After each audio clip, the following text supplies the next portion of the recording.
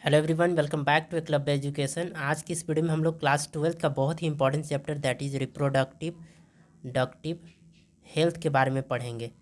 Health, देखिए reproductive health जब भी आता है आपके दिमाग में तो मतलब इससे क्वेश्चंस इजी आते हैं, लेकिन यहाँ से भी क्वेश्चंस आपके बहुत ही हार्ड हार्ड बन सकते हैं। इसलिए इस चैप्टर को आप हल्के में नहीं लेंगे और बहुत ही काफ़ी इंपॉर्टेंट चैप्टर है ये। और अगर आप एग्ज़ाम क्लियर कर लेते हैं इसके बावजूद भी ये चैप्टर आपका पीछा छोड़ने वाला नहीं है। तो चलिए यहाँ पे पहले हम लोग जैसे ही रिप्रोडक्टिव हेल्थ में घुसते हैं तो हमारे दिमाग में आता है कि फैमिली प्लानिंग। फैमिली प्लानिंग क्या होता है? तो फैमिली प्लानिंग के बारे में चलिए चर्चा करते हैं कि क्या है ये प्लानिंग। ठीक है, तो फैमिली प्लानिंग देखिए सन 1951 में, इन 1951 1951 में क्या किया गया था? फैमिली प्लानिंग के बारे में सोचा गया था। देखिए ये जो 1951 है ना, इसमें जो आप कौन सा कंट्री पहले सोचा था, तो विच कंट्री? तो वो आपका इंडिया था। ठीक है, इंडिया इस सब में बहुत आगे रहता है ब्रो, इतना जान लेना। इंडिया क्या किया था कि जो इंट्रोड्यूस किया था किस चीज़ को, फैमिली प्लानिंग को, कौन से साल में? 1951 में। और उसी साल में एक आरसीएस प्रोग्राम आया था, जो कि आरसीएस का फुल फॉर्म आपसे पूछ सकता है कि क्या होता है आरसीएच। तो आरसीएच देखिए, R stand for reproductive reproductive and child health,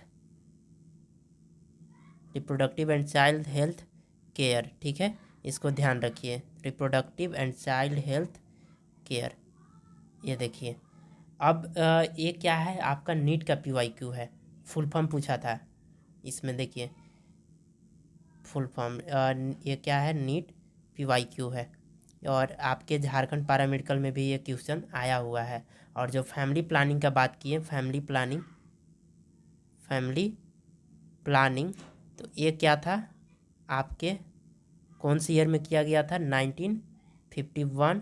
और किसके द्वारा किया गया था? तो इंडिया के द्वारा किया गया था, इंडिया के द्वारा इंट्रोड्यूस, यानी कि भारत देश के द्वारा। ठीक है, ये स्लाइड का अगर आप स्क्रीनशॉट करना चाहें तो कर सकते हैं, इम्पॉर्टेंट है। नेक्स्ट चलिए हम लोग बात करते हैं कि जो आरसीएच प्रोग्राम था उसका आखिर एम क्या था, रोल क्या था। तो चलिए इसको अब नेक्स्ट स्लाइड पे चलते हैं। अब कह रहा है रोल और एम्स, एक मिनट, रोल और एम्स बोल सकते हो कि इसका क्या आखिर मकसद था ऑफ आर सी एच। इसको देखिए, तो इसका रोल का बात करें हम लोग तो कलर चेंज कर लेते हैं। देखिए रोल में पहले तो क्या चीज़ था कि अवेयरनेस फैलाना था। अवेयरनेस ऑन किस चीज़ पे? Sex education. ठीक है, और क्या करना था कि जो इसके थ्रू मैटरनल केयर का मतलब मैटरनल केयर जो होता है, अगर मान लीजिए कोई फीमेल प्रेग्नेंट महिला है तो उसकी केयर कैसे करें। और फिर इसमें क्या देखा गया था? Infant motility rate, motility rate. देखिए मैटरनल केयर में जैसे होता क्या है कि कभी कभी जो पेरेंट्स होते हैं वो मतलब फ्रीक्वेंट बच्चा उनका होता है। ठीक है, तो फ्रीक्वेंटली अगर बच्चा हो रहा है, फीमेल अगर बार बार प्रेग्नेंट हो रही है, तो फिर भाई होता क्या है ना कि उसमें एस्ट्रोजन का मात्रा पूरा घट जाता है। तो पहले के आप कहावत में देखते होंगे कि पहले की जो दादी अम्मा होती थी उनमें क्या होता था कि जो घुटना का प्रॉब्लम होता है वो बहुत ज़्यादा होता था। बोलता है कि उसमें क्या बोल सकते हैं, उस प्रॉब्लम को हम लोग अर्थराइटिस बोल सकते हैं। अर्थराइटिस ज़्यादातर देखा जाता था।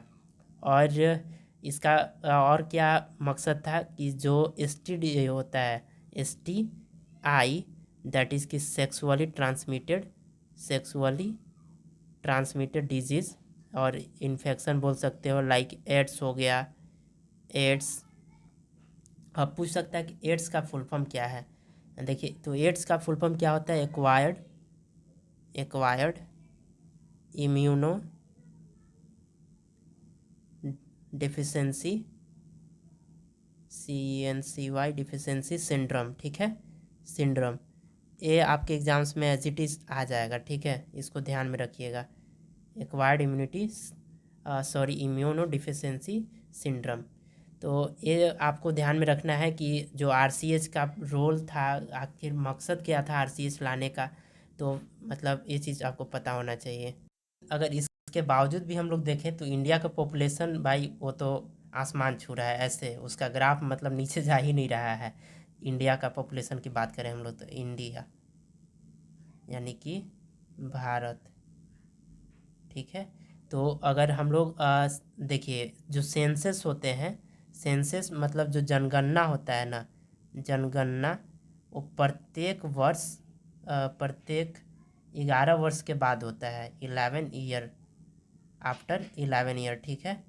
तो 11 ईयर के बाद होता है। पहला जो जनगणना हुआ था 1950 में, तो उसमें देखिए जो मतलब था ना, उसमें 55 मिलियन का करीब आबादी था भारत में। लेकिन फिर जो 2000 ईस्वी में जो जनगणना हुआ तो उसमें जो 1 बिलियन था, यानी कि इसका डायरेक्ट डबल। अब 2011 में जब जनगणना हुआ तो उसमें जो इसकी संख्या थी कितनी थी, 1.2 बिलियन, 1.2 बिलियन, समझिए यानी कि कितना। ये 1951 में फैमिली प्लानिंग कर लिए थे, लेकिन इसके बावजूद भी इनका जो है कि मतलब पॉपुलेशन रेट वो कितना बढ़ा हुआ है। तो सिर्फ प्लानिंग करने से नहीं होता है, इस पे एक्शन लेने से होता है। उस वक्त मतलब पता नहीं कोई उतना ध्यान ही नहीं देता था। देखिए वो नारा भी एक फेमस है कि हम दो हमारे दो, हम दो हमारे दो। लेकिन उस समय के ज़माने में क्या होता था, हमारे तो रेडियो वगैरह होता था, तो रेडियो का सिग्नल गांव तक सही नहीं पहुंच पाता था। तो उन लोग को सुना गया होगा कि हम दो हमारे नौ, ठीक है।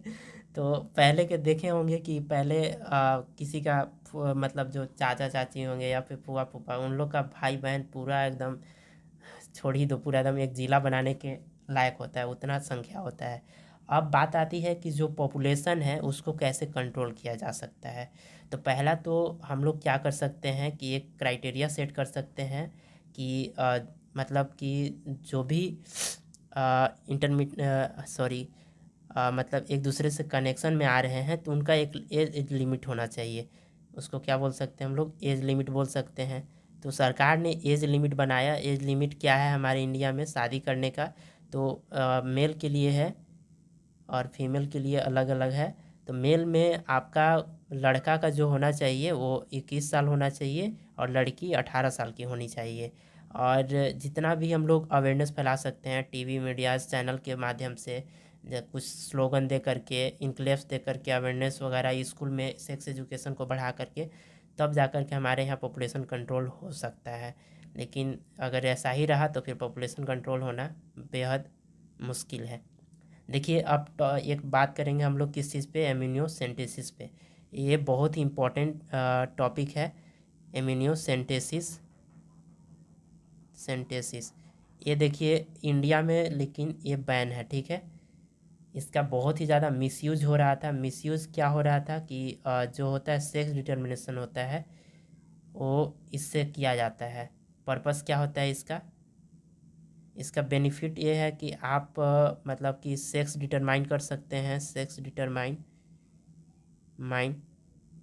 तो इसका मिसयूज़ क्या किया जा रहा था कि जो फीमेल होते हैं, फीमेल एम्ब्रियो भ्रूण को क्या कर दिया गया जाता था, मतलब कि हत्या कर दिया जाता था। इसलिए इसको बैन कर दिया गया। बेसिकली इंडिया में बहुत ज़्यादा मिसयूज़ था। ये देखिए फीमेल ये। और इससे आप लोग क्या पता और लगा सकते हैं, डाउन सिंड्रोम का पता लगा सकते हैं। जितना भी सिंड्रोम है जैसे कि मतलब कि जो भी जेनेटिक प्रॉब्लम है, फिर मतलब इससे बहुत सारा चीज़ किया जा सकता है। 2-3 चीज़ मतलब कि, और क्या चीज़ देखिए, एमिनोसिंथेसिस कोई गलत तरीका नहीं है, लेकिन इसका बहुत ही ज़्यादा मिसयूज होता है। तो मतलब इतना ध्यान रखिए कि एमिनोसेंटेसिस से क्या किया जाता है, सेक्स डिटरमाइन किया जाता है कि बच्चा मेल है या फिर फीमेल है।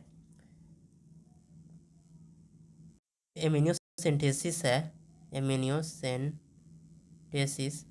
ये कितने वीक ऑफ प्रेगनेंसी तक किया जा सकता है। तो ये आपका सेफली ठीक है 14 से 16 वीक के अंदर, ठीक है। वीक ऑफ प्रेगनेंसी, इसको ध्यान रखिएगा, ये इम्पॉर्टेंट है। अब हम लोग अगले वीडियो में बात करेंगे कॉन्ट्रासेप्टिक के बारे में। कॉन्ट्रासेप्टिक मेथड क्या होता है, क्या क्या कॉन्ट्रासेप्शंस के तरीके हो सकते हैं, हाँ मतलब जो भी प्रेगनेंसी को इनहिबिट करता है वो सभी इंस्ट्रूमेंट के बारे में भी जानेंगे। तो अगर आप लोग इस चैनल पर नए हैं तो इस चैनल को सब्सक्राइब कर लीजिए, ताकि जब भी मैं वो कोई नया वीडियो डालूँ तो उसका नोटिफिकेशन आपको सबसे पहले मिल जाए। ऐसे ही शॉर्ट लेक्चर आते रहेंगे इस चैनल पे फॉर पैरामेडिकल्स। और अभी नीट का भी एग्ज़ाम्स नज़दीक है, तो वो भी कोई दिक्कत नहीं है, अगर वो स्टूडेंट भी देख रहे होंगे तो आप इसे देख सकते हैं। और पैरामेडिकल का भी एग्ज़ाम तो काफ़ी दूर है, अभी कुछ दिन टाइम है, और जब तक एग्ज़ाम नहीं होता है तब तक ऐसे शॉर्ट लेक्चर आपको मिलते रहेंगे यहाँ चैनल पे। और ये क्या बोलते हैं आपका इम्पॉर्टेंट क्वेश्चन, इसके लिए आप इस चैनल को सब्सक्राइब करके बेल आइकन को ऑन कर लीजिए। Thank you so much for watching this video.